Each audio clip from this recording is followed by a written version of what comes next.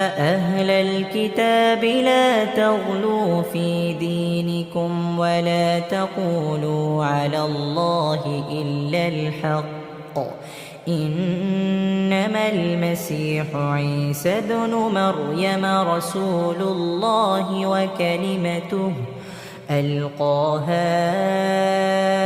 إلى مريم وروح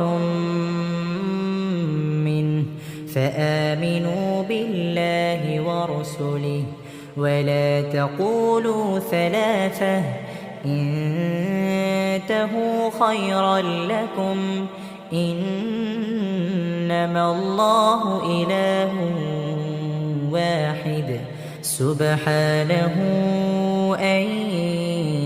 يكون له ولد له ما في السماوات وما في الأرض وكفى